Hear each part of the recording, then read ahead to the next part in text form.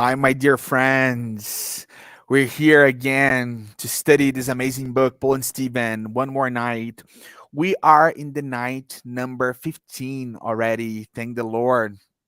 I'm very happy to be here with my two great friends, Daniel and Nora. We're very happy to be in the second part of this book, this very interesting, beautiful, and emotional book. We have loads of interesting things to talk about tonight, loads of interesting information to bring about this book, loads of interesting parts.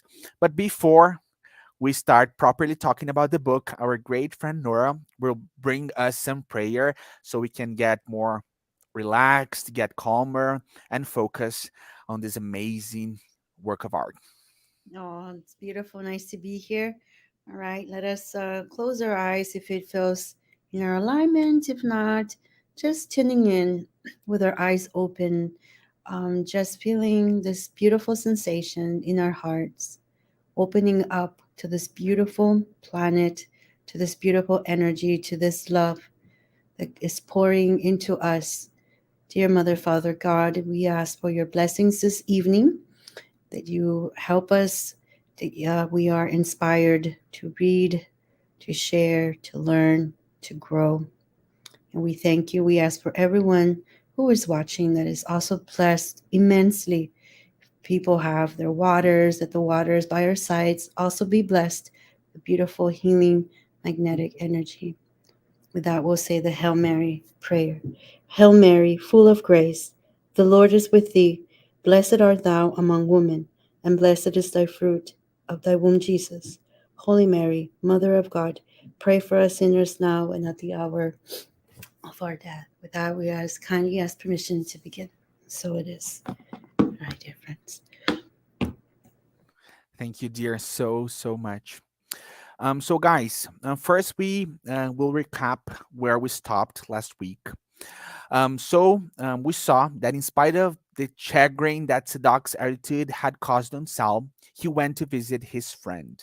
However, he was not at home. A servant told Sal that he had gone to the synagogue with some of his guests. Sal went there. The day's work had begun. The reading from the text of Moses had finished. One of the Levites from Sidium was making relevant comments on the reading. The former rabbi's entrance caused general curiosity. As we've seen, Saul of Tarsus was a very important man in that Jewish context. The majority of those present were aware of his personal importance as well as his fervent, sure speech. However, when Zadok saw him, he went pale, and even paler when Saul asked him for a word in private. Although constrained, he agreed. They greeted each other without disguising the new feeling they now had toward each other. In light of the new evangelist's first amicable remarks, Sadok explained, displaying his offended pride. Sadok said, "In fact, I did know you were in the city, and I even came to see you at Judas Inn. However, what the innkeeper told me was such that I refrained from going to your room. I went so far as to ask him to keep my visit a secret. It truly seemed it truly seems incredible that even you have passively surrendered to the sorceries of the way. I cannot understand such a transmutation in your stalwart mind." "But Sadok," replied Sal calmly, "I saw Jesus resurrected." The other made a great effort to contain an outburst of laughter. "Your sentimental character used to be so much against mysticism. It is possible that it has surrendered to such grounds. Do you actually believe in such visions? Mightn't you believe yourself to be a victim of some shameless follower of the carpenter? Your current attitude will cause us profound shame." Saul looked at his friend, displaying immense concern in his anxious eyes. These accusations were the forecast of the welcome awaiting him amongst his old brother in arms and religious thought. "No," he said, feeling each word deeply. I cannot accept your arguments. I repeat, I saw Jesus of Nazareth, and I must proclaim that in him I acknowledge the Messiah promised by our most eminent prophets. While Sadoc made a broad gesture of astonishment upon observing that inflection of certainty and sincerity, Sal continued with conviction. What is more, I believe that at all times we can and ought to amend our errors of the past.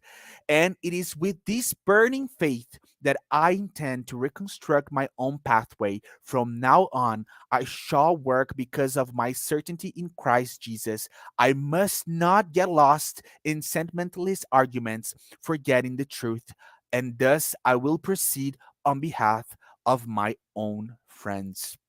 The lovers of the reality of life have always been detested most while they were yet alive. What to do? Up until now, my preaching has derived from the texts received from our venerable forefathers, but today my assertions are based not only on the repositories of tradition, but also on the proof of witnesses. Sadak could not hide how shocked he was. But your position and your family and your name and everything you had received with fervent commitment from those around you, and Sadak taking with taking him back to the past. Now I am with Christ and will all belong to him. His divine word has called me to more ardent and active endeavors. To those who will understand me, I, of course, owe the most sacred gratitude. However, toward those who cannot comprehend me, I will keep a most sincere attitude, remembering that the Messiah himself was led to the cross. Saul of Tarsus was really decided. How have you been infected with the obsession of martyrdom also? Sadak asked. Sal maintained a calmly expression of personal dignity and concluded, I cannot indulge in futile opinions. I will wait for your friend from Cyprus to finish his speech and then relate my experience to all. Sadak got very shocked again. Are you talking about doing it here? And Sal answered, why not? It would be more reasonable if you would rest from your journey and illness in order to think more clearly on the matter, because I hope you will reconsider what happened, said Sadak. Sal, Sal answered, you know I'm not a child, and it is my duty to explain the truth in any circumstance. Sadak said, and if they jeer you, and if you are considered a traitor, in our eyes, loyalty to God should be greater than all this. It is possible that they will refuse to let you speak. Sadak was trying to convince him. And then Saud answered, this is very nice. My status is such that nobody will dare deny me what is my right. Then so be it. You will answer for your consequences, concludes Sadak, constrained. Serene and resolute. This is Emmanuel narrating the book for us. Serene and resolute, he avoided approaching the place where the distinguished visitors were stated and aimed for the large platform where a new podium had been set up.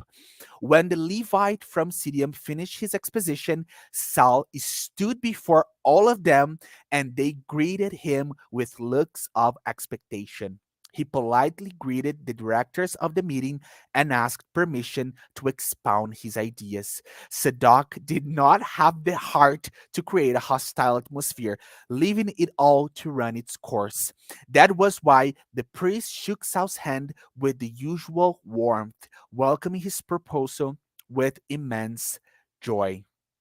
The former rabbi lifted his brow nobly, just as he used to do in his days of triumph.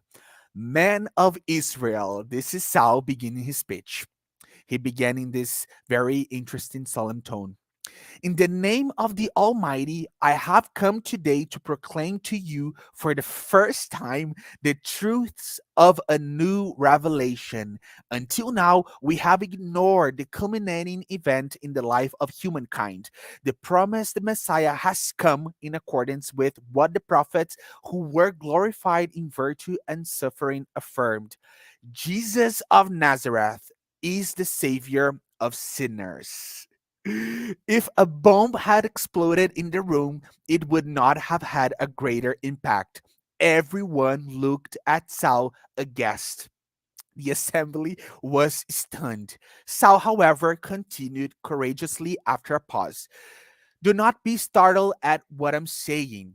You know my conscience because of my upright life and my loyalty to the divine laws. Well, then, it is with this legacy from my past that I am speaking to you today, repairing the unintentional wrongs I committed in the sincere pursuit of a cruel and unjust persecution. I was the first to condemn the disciples of the way in Jerusalem.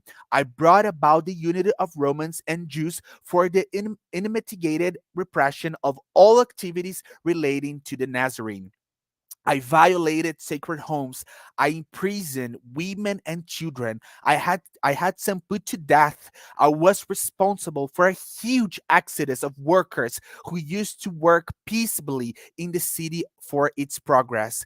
I created for the most sincere spirits a reign of darkness and terror. I did it all in the mistaken belief that I was defending God, as if the Supreme Father needed miserable defenders. But on my journey to this city, I authorized by the Sanhedrin and the provincial court to invade homes and persecute innocent and inoffensible people. Jesus appeared to me right at your gates and asked me at full midday in the desolate and desert landscape, Saul, Saul, why do you persecute me? At this recollection, Saul's eloquent voice became softer and the tears ran. It's really emotional. Even we get really emotional at this part. He had interrupted his account upon remembering the decisive event of his destiny. The listeners looked at him with astonishment. What is this? Asked some. The doctor of Tarsus is playing a joke, said others, smiling, convinced that the young lawyer was looking for greater oratorical effect. Sal said, No, friends. I have never joked with you while on the sacred restroom. The just God did not allow my criminal violence to play out its course to the detriment of the truth. And he mercifully consented that this miserable servant would not meet death before bringing to you the enlightenment of the new belief. Men of my old faith, thundered Saul's voice, more incisive. It is no use trying to hide the truth. We are facing a new era in the light of which all our religious caprices are meaningless. A rain of insults suddenly cut his words short. Coward, blasphemer, dog of the way, away with its traitor of Moses. The derision came from all sides. Those most sympathetic toward the former rabbi, toward Saul, came into conflict with the harshest and strictest Pharisees. Some walking sticks were violently thrown at the podium. The two groups got into a scuffle, causing an uproar in the synagogue, and Saul perceived that he was on the verge of an irreparable disaster. That was when one of the oldest Levites approached the large platform, raising his voice with all the muster he was capable of and asking the assembly to accompany him in reciting one of the Psalms of David. The invitation was accepted by all. The more riled ones repeated the prayer, taken with shame. Saul followed the scene with profound interest. Now I will pass the word to our great friend Daniel here.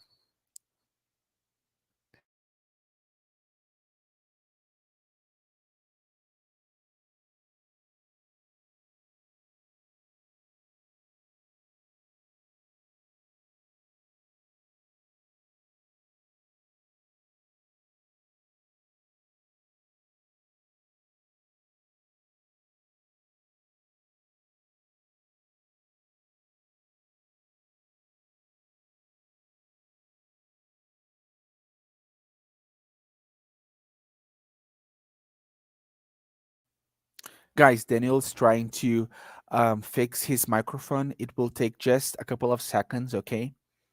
He's changing it, switching it.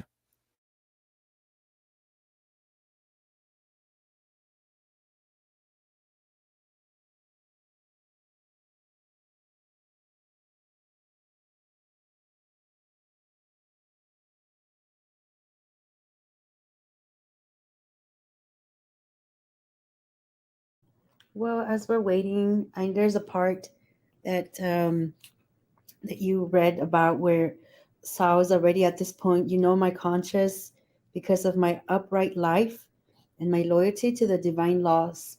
And then he shares about all the things that he violated. It says, I violated sacred homes, imprisoned women, children, put to death. And, he gave all this list of things. And I think it's so interesting about our conscious, right? How as he's growing, us too, as our alignment is growing, we start to perceive now. Like it's almost, I was talking to, I think it was friend Vanessa, and we're talking about how when we experience the goodness, right? When we are in this light, we can totally see the difference and perceive all of that. And I think that's what Saul is seeing himself. And he's like, I don't want to be there anymore. And so, anyhow, yeah. So I don't. Totally, totally. I do agree. I thought this part was very significant because we see that he was recognizing that he, although he was very honest, because as he said and as he put here, he was defending the law of Moses and he thought he was doing every single thing because he was defending God, but he could realize that he did an enormous amount of mistakes. Daniel is here again. Yeah. Hi, So bro. Your mic's closed. But I thought I could hear you. I don't know if you can hear me, but I think that I will read your part. I think that will be best. Okay. No, don't worry. He's here with us. okay. I'll read. Sorry, guys. So we went through this harsh internet problem, but I will read Daniel's part in the book. This book is really pretty, so we don't lose when we read it, and it's actually a very rich opportunity. Okay, I will read his part. Very So we're right now. I know. I'm sorry. It's almost gonna be. It's Cardiac Radio's anniversary coming up, yes, and the yes, theme for this yes, year is healing. And I think healing. that's what we're learning. We're healing. Yes, It's okay to make mistakes to be in this. But yes, okay, totally. Yes, this is very significant. And when our spirit is in the right direction, when we have good faith, when we are well intentioned, we are heading towards healing, towards our cure. I will keep the book reading. Okay. So when the prayer had finished, the priest said with irritable emphasis, we regret this episode, but let us avoid turmoil, which will get us nowhere. Until yesterday, Saul of Tarsus honored our ranks as a paradigm of triumph. Today, his words are for us a twig of thorns. Despite a respectable past, his attitude now deserves condemnation. Perjury, dementia, we do not know for certain. If anybody else were on the platform, we would not hesitate to stone him here and now. But with a former colleague, different measures are in order. If he's ill, he deserves only compassion. If a traitor, only complete scorn. Let Jerusalem judge him as its ambassador. And for us, as for us, let us finish the synagogue speeches and retire in peace as faithful followers of the law. The ex rabbi endured the rebuke with great serenity in his eyes. Inwardly, his self esteem was crushed. The vestiges of the old man were demanding revenge and immediate reparation right then and there in front of everybody. He wanted to speak again, to demand to be heard, to force his colleagues to listen to him, but he felt restrained by irrepressible emotions that weakened his explosive impetuosity. Motionless, he watched as his old friends from Damascus left the room calmly, without even a gesture of greeting. He also noticed that the Levites from Siddim seemed to understand him by their looks of sympathy, whereas Zadok looked at him with sarcasm and a smile of triumph. Repudiation had come knocking at his door. Accustomed to applause wherever he appeared, he had been the victim of his own illusions, for thinking that to speak successfully about Jesus, the ephemeral laws he had already won in the world would be enough. He had been badly mistaken. His colleagues had discarded him as useless. Nothing hurt him more than not being effective when priestly devotion was burning in his soul. He would have preferred for them to have slapped his face, imprisoned him, flogged him, but not to have taken away the opportunity to argue with Father's, winning and convincing all of them with the logic of his explanations.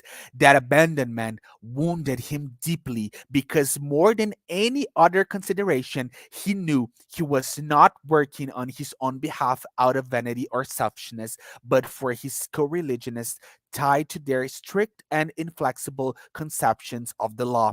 Little by little, the synagogue became deserted under the burning heat of the early hours of the afternoon. Saul sat on a rustic bench and wept. The struggle between the vanity of the past and the self renunciation had begun. To comfort his oppressed soul, he remembered Ananias' account of when Jesus had told the old disciple that he would show him how important it was to suffer for the love of his name. He left the synagogue in sorrow to look for his benefactor in order to be comforted by his words. Ananias was not surprised to hear what had happened. I can see myself surrounded by enormous difficulties, said Saul, somewhat perturbed. I feel that I must spread the new doctrine to uplift our fellow beings. Jesus has filled my heart with unexpected strength, but human brutality is enough to frighten the strongest. Yes, explained the old man patiently. The master has given you the job of a sower. You are full of goodwill, but what does a man do upon receiving such responsibilities? Before anything else, try to gather the seeds into your private coffers so that your efforts may be productive. The Nafit understood the scope of this comparison and asked, "But what do you mean by that?" I mean that a man living a pure and uplift life without the errors of his own good intentions is always ready to plan goodness and justice along the route he takes. What Nora and I had just said.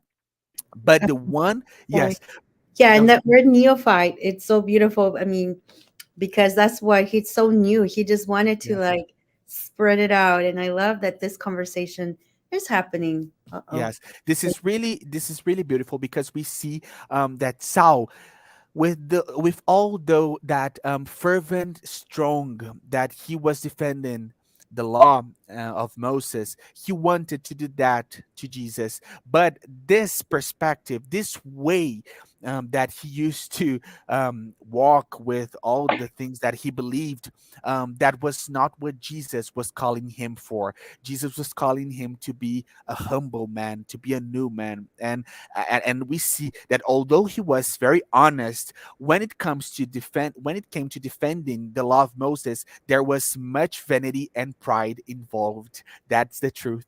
I will carry on here. But the one who has already made mistakes or who is harboring some guilt needs to bear witness to his own suffering before he can teach others.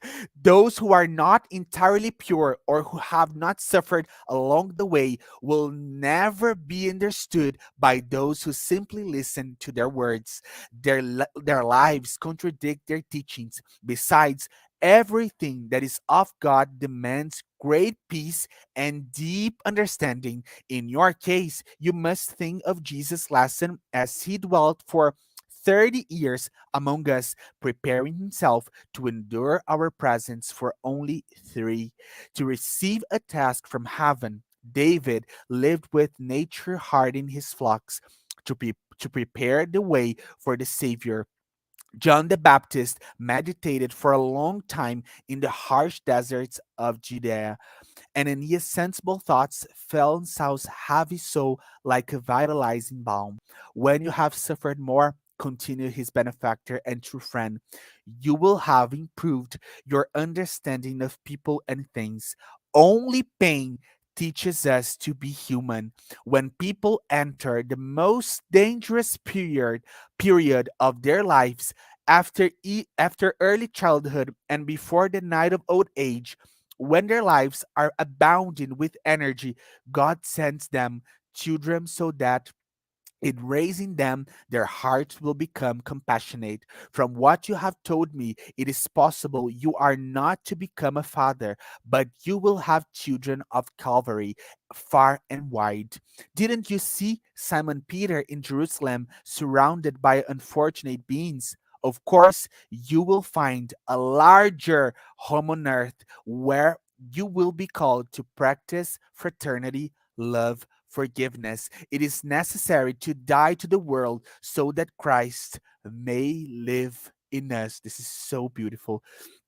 Those sound and meek remarks pierced the spirit of the former rabbi like a balm of consolation from much broader horizons. His loving words made him remember someone who used to love him very much. Saul's mind was tired from the clashes that day, and he made a great effort to focus his thoughts. Ah, now he remembered perfectly that someone was Gamaliel. Suddenly, he felt the desire to see his old master. He understood the reason for that recollection. The last time they had met, Gamaliel too had talked to him about the need he felt for solitary places to ponder these sublime new truths. He knew Gamaliel was in Palmyra with a brother. Why hadn't he remembered his former teacher before, who had been almost like a father to him? Gamaliel would surely receive him with open arms, would rejoice at his recent attainments, and would give him generous counsels as to which road to follow. Immersed in loving memories, Saul thanked Ananias with a meaningful look, adding sensibly, "You're right. I will go into the desert instead of returning to Jerusalem in a hurry, perhaps without enough strength to face the incomprehension of my colleagues. I have an old friend in Palmyra who will welcome me with open arms. I shall rest there for some time until I can confine myself in the desert regions to meditate more on the lessons I have received." And Aeneas approved his idea with a smile. They remained in conversation for a long time until night immersed all things in its veil of thick darkness. The old preacher then led the neophyte to a humble meeting being held on that Sabbath on the former rabbi's great delusionment. Damascus did not have an actual church per se. However, it did have a large number of believers united by the religious ideal of the way. The place of the prayer was at the home of a poor washwoman who rented out her sitting room to support her paralytic son. Saul was very surprised to see that the place was a miniature of the scene he had observed the first time when he had had the invincible curiosity to attend the famous preaching of Stephen in Jerusalem. Around the rustic table were miserable plebeians whom he had always kept at a distance from his social sphere, illiterate women with children on their laps, rough old bricklayers, washerwomen who could not speak two words correctly, elderly people with trembling hands, supported by strong walking sticks, miserable sick people who displayed the symptoms of dolorous disease.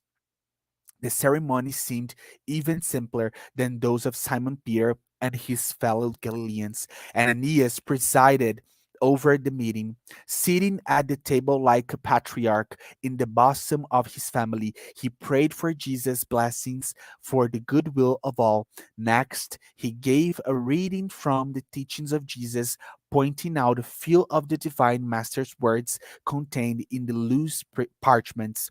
After commenting on the page he had read, illustrating it with significant facts known to him or taken from his own personal experience, the old disciple of the gospel left his seat, went to the rows of benches, and laid his hand on the sick and the needy. Normally, according to the custom of the early Christian groups of the first century, upon remembering the joy of Jesus when he served the meal to his disciples, there was a small distribution of bread and pure water in the name of the Lord. Oh my gosh, this is so beautiful. Saul was highly moved as he ate a piece of the simple cake. To his soul, this small bit had the divine flavor of universal fraternity. The clear, fresh water from the rustic jug seemed like a fluid of love coming from Jesus and spreading to all beings. At the end of the meeting, Ananias prayed fervently after telling them about Saul's vision and his own. During the simple comments of that evening, he asked the Savior to protect the new servant on his trip to Palmyra so that he could ponder more profoundly the immensity of his mercy.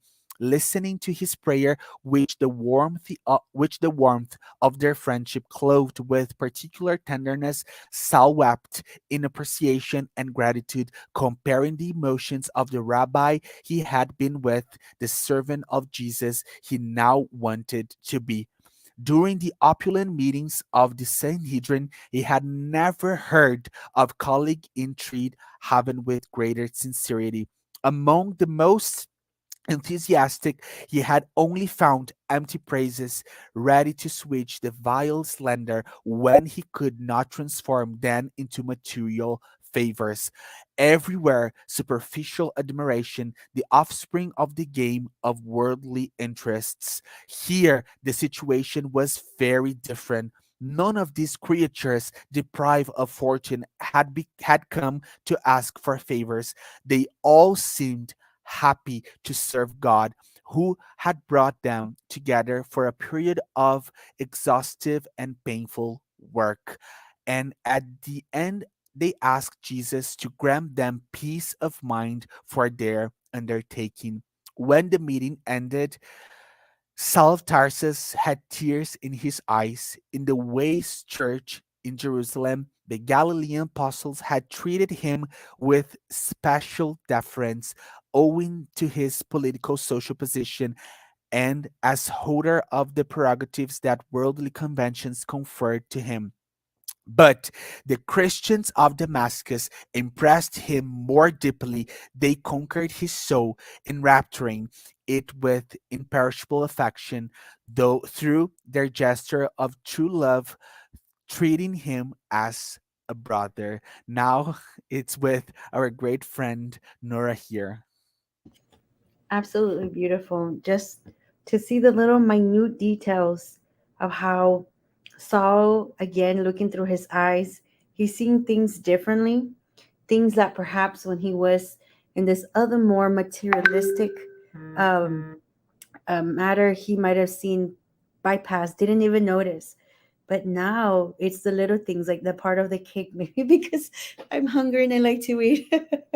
I was like, wow, that's a beautiful way to see it, right? Obviously, it's talking more of that nourishment, right? And we're going to continue with that because this other part that we're going to end, there's two beautiful things that Sao is teaching us, which is one, the friendships that we have in these relationships, these new relationships that he's building with this new spiritual community, with this Christian community. And then the second thing, again, is that simplicity that he's starting to kind of let go of all of that other stuff, right? And we're already seeing that. So it says here, one by one, they shook his hand, right? Wishing him a happy journey.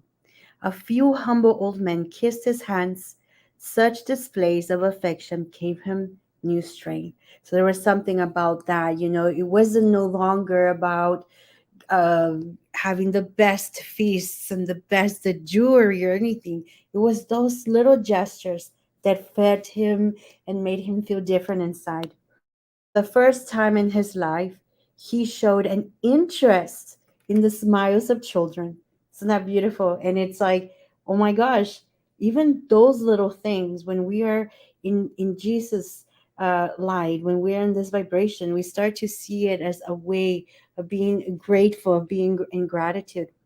He had the impression that friendship in the genuine Christian communities was different from everything that he had been shown to him in mundane gatherings. In the diversity of social struggles, the dominant trait of relationships in his eyes were now summed up in the advantages of one's personal interests, whereas in the unity of efforts in carrying out the Master's works, there was a divine stamp of trust, as if the commandments had original divine ascendance. So they all talked as if born under the same roof. If they proposed an idea worthy of more pondering, they did it with serenity and general understanding of their duty. If they talked about light and simple subjects, the conversation showed open and comforting joy. None of them displayed any concern with being less than sincere in defending their own point of views. Instead, they showed honesty without any trace of hypocrisy, because, as a rule, they felt they were under the tutelage of Christ, who, to the conscience of each one, was the invisible and present friend whom nobody could deceive. I'm gonna take a little pause because we can now move forward. The times today we're talking about healing, right? And I don't know Brazil, but here in the States, it's like this post-pandemic syndrome where everybody kind of has to like everybody's just going out, okay, which is healthy, which is good. And I think we learned a lot about friendships, right? When we were away physically, we had to build relationships, and some of us built different ones. And now coming back to different kinds, we're kind of seeing this from a different perspective. But I have to say that while the pandemic and we were in lockdown, there was a community here in Spiritism, cardiac radio, other spiritist centers here, Brazil, everywhere. I mean, all the spiritual community came together, and I say that it's so special. I'm not comparing, I'm making an observation. Returning back to my friends, we all have different beliefs, we're all in different, but there is something special. I have to say that what Sao is experiencing here, if we really perceive, there is something very unique because we pray, we study, we try to work things is, and that's the key. It's not just we read and we study and we know it, but I think there was also a part we had to practice it. There was a part where you read, Jerome, where it says you have to practice fraternity, love, and charity. And that's the pivotal part. So in our relationships, we have to be in that alignment. And when we start putting ourselves in that perspective, we start to see different things. I know there's a lot here of this political talk, and a lot of things have been happening in the United States lately, right? I love how he even talks about how friendships in this circle where he was in, there is, it's about comforting joy. If they had like different opinions, different ways, they always remembered one thing, right? He said this, the special thing about these friendships, they were under Christ.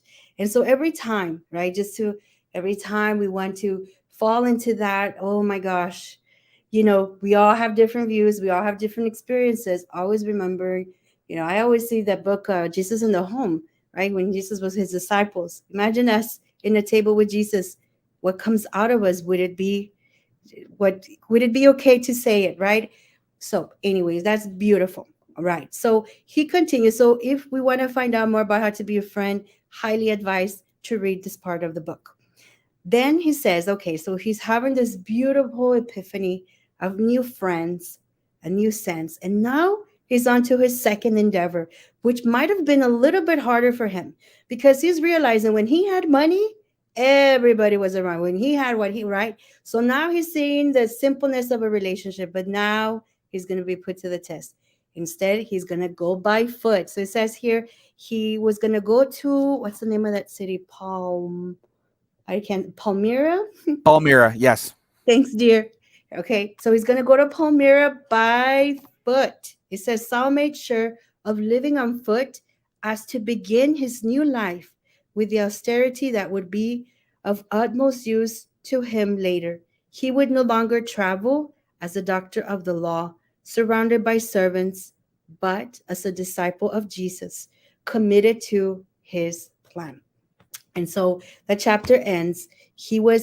Despite all of this, he was convinced that his soul had been transported to new horizons because through everything in nature, he seemed to receive the thought of Christ speaking lovingly to his heart. So let me close my. Okay. So I don't think this is talking about we leave our cars and we never get on them, although we could say less emissions, right? We could. This is not a talk on global warming, but of course he's not letting go of those things. We have to understand that in Saul's life, these were the things where we're feeding his ego. He was not sharing his things. He was right. So for him, walking by foot, and for us to learn, it was him learning how to be more humble, learning to let go of all those things. So now we're in chapter 2 of this part 2 entitled The Weaver. So we have a couple of pages, and it's now he's actually walking into the city, right? And as he's walking to the city, well, he knows he's gonna have to stay somewhere. Okay, and it says here he settling in an ordinary inn to freshen up from the fatigue of the journey. He looked into his pouch to determine his course of action, right? Something he wasn't used to. Now it's like, oh my gosh, I cannot stay where I used to. Now I have to learn how to stay in a more humble place. So he was running out of money and would barely have enough to pay the dedicated companion who had been his loyal friend throughout the arduous journey. When he was informed of the amount he would need for the inn, he saw he would come up short. So he spoke humbly to his servant Judah. At the moment, I don't have enough to pay you in full for your services. However, I will give you half in cash plus the camel in payment for the rest. So the servant was humbled by Esau's proposal. It says, "You don't have to pay me so much, sir," he responded, confused. "The value of the camel alone is more than enough. That way you won't be left penniless. I'll be content with just a few coins to pay for my return." And then it ends this part where Saul looked at him gratefully, right? Stating that it would be impossible to retain him any longer. He said goodbye to his friend. Afterward, he retired to his simple room and he was take and began to meditate in detail on the latest events in his life. He was alone, without family, without friends, without money, quote unquote. So we're going to go back to the part of the money, which, my gosh, I mean, we've all been there, right? I mean, well, some of us have had that experience. And I think it's beautiful that even though Saul was at the last, his intention for this trip was to spread the good news, right? To be a servant, and we always provided, right? In this case, it was the money, and it has happened. Maybe some people get uncomfortable talking about it, but when we are in this helping, when we're in this thing, we are being provided for. In the book Pills of Trust, and I know I think our dear Carol Correa did a study. I've also participated. It's a bunch of little messages by Dr. Diaz de Cruz. And it is so enlightening to see, he says in one part, seconds before we think it's over, we're actually being rescued. And that's exactly a little example of how Saul was being helped in this sense. It was right. He had some faith, and his faith was just to be humble. He didn't do a prayer. He didn't have to go out of like, oh, use these fancy words. He was humble and he was honest and sincere and he was blessed. And that's so beautiful. So I know we've all been there. And I've been there where I didn't even have for food, right? And it was not easy. If any of you have been in these shoes, it's not easy. And you're right. Sometimes the people we think are friends are not even there. I bet that Saul was in shock. That's why he was. It says here, he went home meditating the detail of these events. A servant was okay with it. I was watching these videos. A lot of people are doing these social experiments. I don't know, I can't remember the channel, but I love it. And so there are these guys, they stand outside supermarkets and they ask a person, I'm hungry. Can you like pass some water or anything from your cart? Can I have? These guys say, a lot of people say no, but there's a couple of people that say yes, and a lot of them, when you look to them, it's usually the ones that have less that give more. And I think that's exactly what's happening, right? This experience was beyond. So, and this last part where it says before going to bed, he was doing that little thought, well, how was my day? It's so beautiful to do that. It's so important. We cannot just go to bed like I'm guilty sometimes. I'm like on my phone and it's like, Nora, there's the mentor. What are you doing, ma'am? Put the phone, start thinking about the day, do a prayer, do something. Because remember, when we know as spiritists, right, through Kardec's work, through Andre Luis, when we go to bed, we end up in another place. So it's so important to do this nightly review. It was so important for him. And unquote, even though he thinks he's without family, friends, or money, in actuality, I think he's really the beginning of his abundance. He's very rich because all the experiences, right? I know we didn't get to talk too much on this, but on the part that you read, where he says here that he never would think he would be with the poor, with women who were illiterate, children with their laps, bricklayers, washerwomen, all these people that he would never even look, but yet now he's with them. He's very rich now in this sense of smiles and children. Oh my God, it was beautiful. Anyway, that's the part. Yeah. Okay, dear, a very interesting thing that you just said about reviewing our day when we're in bed. This is actually a question in the Spirit's book. I don't know if you remembered it, but question 919, Saint Augustine brings exactly this to us. He tells us that we should every day before we go to bed, before we go to sleep, review our day and think, what did I do wrong and what could I do differently? And then, if we do this each day, and he tells us, as an elevated spirit that he is, that he used to do that when he was incarnated on earth. So, this that Nora has just brought us is a huge, huge advice that can take us to another level. Another very interesting thing here is that Nora brought Andrea Louis' perspective, and when we're and after we as humanity, we have been through loads of difficult years, especially those last 2 years. And now we're thinking a lot about the cure, about reaching the cure. And again, bringing Andrea Luis, and now I will not remember the instructor that told Andrea Luis that, but he brings us in a very interesting book that I will not. I don't know if the book is "The Messengers" or "Missionaries of the Light." Is one of these two. I think it's "Missionaries of the Light," and he tells us that one day when we are more evolved, we will understand that compassion, fraternity, and love, all those things, they are as important to our health as food, water, and remedy. One day we will achieve this point of understanding, and that's the truth.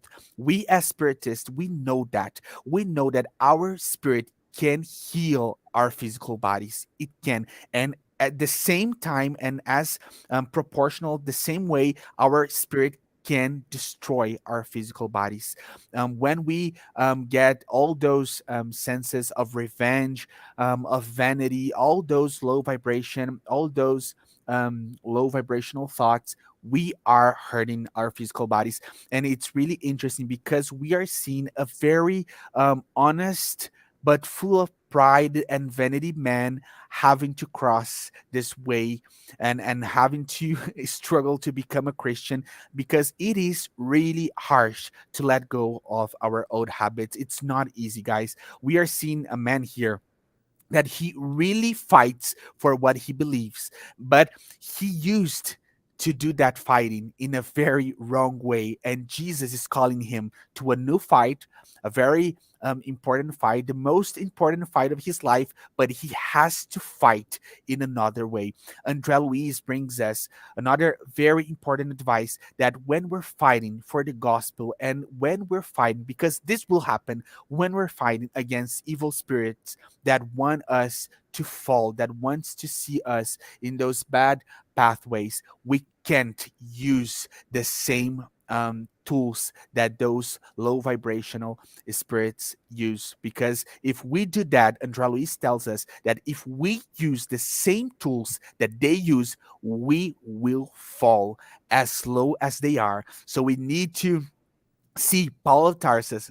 Yeah, we're still talking about Saul of Tarsus. We need to see this man and see that even when we are very well intentioned, it is harsh to let go of that old self and to become a Christian and to walk towards Jesus. Dear, do you? I talk too much. Dear, do you? Do you want to say something? It is beautiful, and you're right. It's not easy, but we know that they say the gate is narrow, right? The gate is narrow, so it's very very important to Kimi. I gotta block this here. There you go. It's very important for us to um, be persistent, to continue working, to keep doing the work, to not give up, even though it might seem like it. And here we have a story, a little snippet of someone who is going through a difficult time. He lost a lot of things for this path, right? And yet he is going to continue. We know there's right a little teaser here. He's gonna continue with this faith, right? But he's already getting that help. We're always protected. Prayer is our number one thing, even though we can read in between the lines here that this meditation that he's doing, this preaching, being around those friends in that community that he describes, he is doing that. And it's almost like we're building around ourselves like this beautiful structure of protection because we need it, because life is going to be very difficult right now. It is very hard. It all of us, even here, we have our struggles. I mean, sometimes I remember, the day of the program, it's da, da, da, da. We had to pray, and we continue to pray and we pray, and things will work out just like it did for Saul in this case. And what a beautiful reflection for us tonight, right? And we're entering into a different vibration with Saul little by little and just holding on to this. And I mean, I'm like very touched tonight just because of everything that he's going through. And again, it's not that he's letting that everything's gonna be taken away from us. I mean, unless it's part of reincarnatory plan. It's more of the things that are part of our ego. Those are the ones that we need to let go. Things that are materialistic, like you said, João. And we read Andre, all the things that matter are parts inside. And there's a lot of studies already done. The importance of talking to ourselves now, the importance of our health, the way what we put inside our bodies, how we talk to one another, our thoughts, everything is congruent with everything. It's changing a lot. I mean, I know they did that water experiment with the language, starting with what's I think I always forget his name, Emoto something, and just do you remember his name? Yes, I will not remember his name exactly right now, but I did that experience by myself. It, And the results, yes, yes, and the results were fantastic. I used three cups filled with rice and water, and I used different words in each cup. In one cup, I used to say loving words like "I love you." In other cup is I will take and to explain here to you guys the two cups. The cup that I used to say loving words and the cup that I used to say negative words. And guys, it's so impressive. It's so impressive. That experience, I think everybody should do that experience because it really changed me. When I did that, I saw in a very materialistic way that our thoughts and our words, they really have a huge power. The cup that received loving words, the rice went all the way really white. The water was still with a good smell, but the other guys, it was crazy. It got such a bad smell and a bad color. The rice got very black and in some parts brown. It was crazy. It's crazy. And of course, we do with the same amount of rice, with the same amount of water. We do a very organized work. It's really, really impressive. Everybody should do that because when we do that and we see what happens, we got a much higher belief in the power of our thoughts. And as Emmanuel always tells us, that our thoughts have power. They do, guys. It's not a joke. It's not a joke at all. Absolutely. And the biochemistry of our bodies, it's water. Yes. Yes, exactly. Perfect. Imagine. Yeah. Yes. So so So there it we is. So Saul is teaching us a lot about that. Yeah. yes, we have a way, guys. We do have ways. Jesus has brought us this amazing way, and if we walk towards Him in that way that He left us, we will reach something that's better when it comes to evolving spiritually. I don't have anything else to say. I'm very satisfied here with tonight. I just want to honor our friend Daniel here. No, He really wanted to be here with us, but the internet problems, the headphone problems did not allow him. But bro, we love you and we know that you wanted to be here, and we will be together here in loads and loads of Saturdays, weeks, maybe other days. We are gonna be here. My dear friend, thank you so much. I'm learning a lot with you too. Really, I'm very, very glad and emotional with this study. Reading these words tonight, I got really emotional. This is really touching. I want to thank you so much. I want to thank everybody that's here with us till now. Here in Brazil, it's already past midnight. oh my Thank gosh. you guys. Yes, thank you guys so much. So much. I know For that for a keeping my couple of yes, I know that a couple of great friends are keeping up with us in Japan. I've heard that yes, last week there's a group there that is with us that's accompanying the study. I know that a couple of friends here in Brazil that are studying the book with us. Thank you guys so much. For everybody that watches this live and everybody that watches in demand, thank you guys so much. We see each other and you guys next week, okay? Bye bye. Thank bye you so much. guys. Much Love love. you. Bye. Much love.